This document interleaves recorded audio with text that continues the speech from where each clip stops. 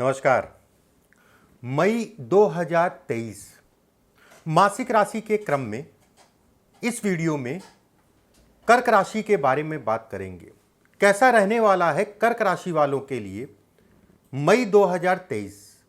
Video में बात करेंगे स्वास्थ्य की, शिक्षा की, प्रेम की, वैवाहिक जीवन की, भाग्य की, कैरियर की, बिजनेस से संबंधित चीज़ों की और कहीं ना कहीं प्रॉपर्टी से संबंधित चीज़ों की। देखिए, मेरा राशिफल अगर कहा जाए तो आपकी चंद्र राशि पर आधारित है। चंद्रमा जहां पर भी जन्म कुंडली में बैठा है वो आपकी चंद्र राशि हुई। अगर आपको अपनी राशि का नहीं पता तो नाम राशि के आधार पर भी इस कार्यक्रम को देख सकते हैं। ग्रह गोचर की बात करते हैं। 10 मई की रात को मंगल कर्क राशि में, जो कि मंगल की नीच की राशि है, गोचर करेंगे। वहीं सूर्य अगर कहा जाए 15 तारीख को वृषभ राशि में गोचर करेंगे। चलिए कार्यक्रम को शुरू करते हैं। कर्क राशि वालों के लिए स्थितियां देखते हैं क्या रहने वाली है मई 2023 में। देखिए, कर्क राशि का चार्ट आपके सामने खुला है मई 2023 का। ऐसे में स्वास्थ्य से शुरुआत करते हैं।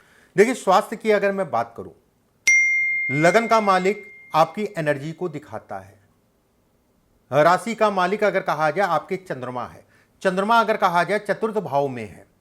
यह कहीं ना कहीं आंतरिक कमजोरी को दिखाता है, शरीर से संबंधित समस्याओं को दिखाता है, पानी से संबंधित रोगों को दिखाता है। जलीय रोग जिसे कहा जाता है। पानी का सेवन बड़ा देख दाख के करिएगा, बाहर की चीजें अवॉइड करिए तो ज्यादा अच्छा है। चंद्रमा अगर कहा जाए केतु के साथ है और चंद्रमा के ऊपर अगर कहा जाए राहु, सूर्य, बुध और गुरु की दृष्टि पड़ रही है।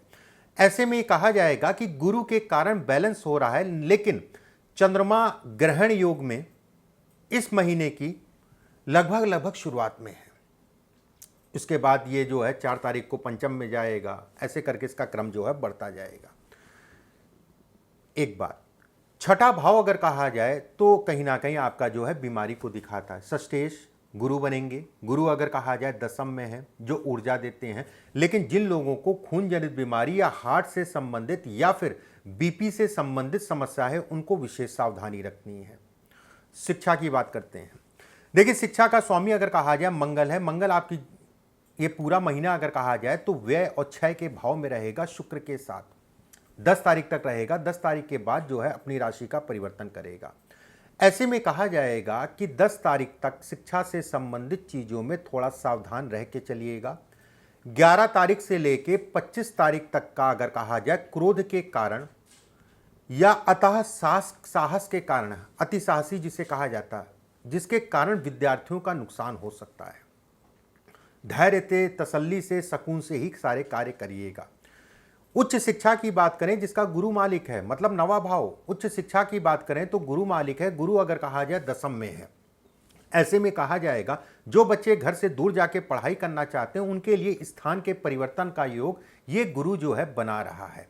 स्थान के परिवर्तन का योग उच्च शिक्षा के लिए समय अनुकूल कहलाएगा। एक बात करते हैं प्रेम की। देखिए, प्रेम या प्रेमी जुगलों की बात करें, पंचम भाव से प्रेम का विचार किया जाता है और शुक्र मंगल अगर कहा जाए तो कहीं ना कहीं द्वादश में रहेंगे। 10 तारीख तक का मंगल द्वादश में रहेगा। उसके बाद शुक्र अकेले ही रहेंगे। ऐसे में कहा जाएगा कि सोच को थोड़ा सा पॉजिटिव रखिएगा, नकारात्मक सोच मत रखिएगा। जो भी आपका साथी है उसको समय इस समय पे आप कम दे पाएंगे। पंचम भाव से पंचम भाव का मालिक अगर कहा जाए गुरु है, ठीक है, नवा भाव। और नवा भाव अगर कहा जाए प्रेम के दृष्टिकोण से अगर कहा जाए तो कहीं ना कहीं उसका सुख है। जो भी साथी होगा इसमें काम पे ज्यादा बिजी होगा और कामों के कारण जो है समय कम मिलेगा, आपको भी उनको भी। इसके कारण थोड़ा सा दूरियां इस समय पे बनेंगी। वैवाहिक जीवन की बात करें तो सप्तम भाव का स्वामी अगर, जहां पर 10 नंबर लिखा है, सप्तम भाव का स्वामी अगर कहा जाए अष्टम में है। अपने जीवन साथी के स्वास्थ्य का ध्यान रखिएगा। वहीं पे ये भी कहा जाएगा कि केतु की पंचम दृष्टि शनि पे पड़ रही है। जीवन साथी को स्वास्थ्य से संबंधित चीजों में उतार चढ़ाव आएगा। जो भी आपका ससुराल पक्ष है, ससुराल पक्ष में मतभेद को भी ये दिखाता है या मनभेद को भी ये इंगित करता है। भाग्य की बात करते हैं कर्क राशि वालों के लिए।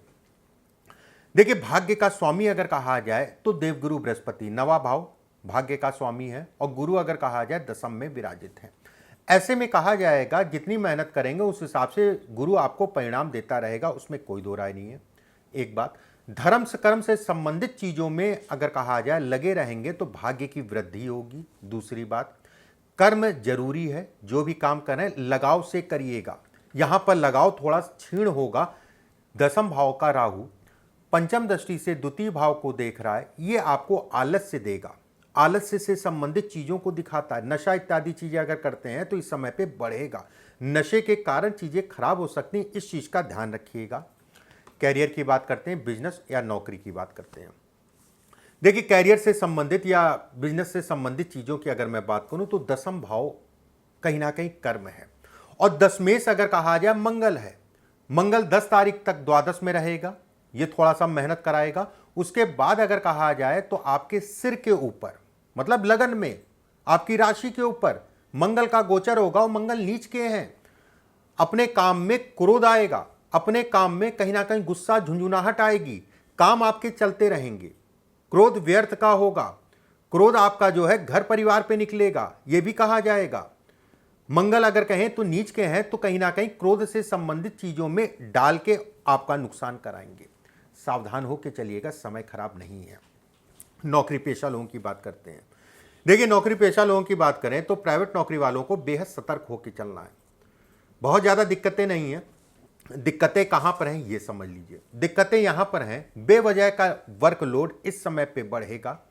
बेवजह की हामी इस समय पे मत भरिएगा कि मैं आपका भी काम कर दे रहा हूँ, मैं आपका भी काम कर दे रहा हूँ। हामी भरने से पहले देख लीजिएगा कि आप कर पाएंगे कि नहीं कर पाएंगे, नहीं तो बाद में जो है सिरदर्दी बढ़ेगी, संबंध खराब होंगे। सरकारी नौकरी की बात करें तो स्थानांतरण के लिए समय अच्छा है। देवगुरु बृहस्पति छठा भाव का स्वामी अगर कहा जाए, जो कि आपकी सरकारी नौकरी है। षष्ठेश अगर कहा जाए गुरु बनेंगे, गुरु अगर कहा जाए तो दसम भाव में है। ऐसे में कहा जाएगा कि ये आपको स्थानांतरण के लिए अच्छा है। जो लोग नौकरी नहीं है, नौकरी पकड़ना चाहते हैं, उनके लिए अच्छा समय कल आएगा, उसमें कहीं दिक्कत नहीं है।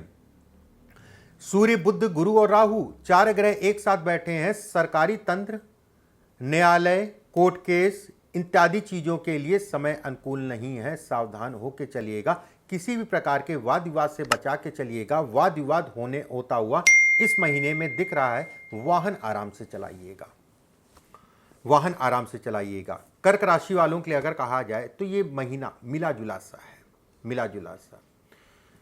अगले वीडियो में फिर आप सभी से मुलाकात होगी। ईश्वर आप सभी को स्वस्थ रखे, सुरक्षित रखे। अभी के लिए बस इतना ही। नमस्कार।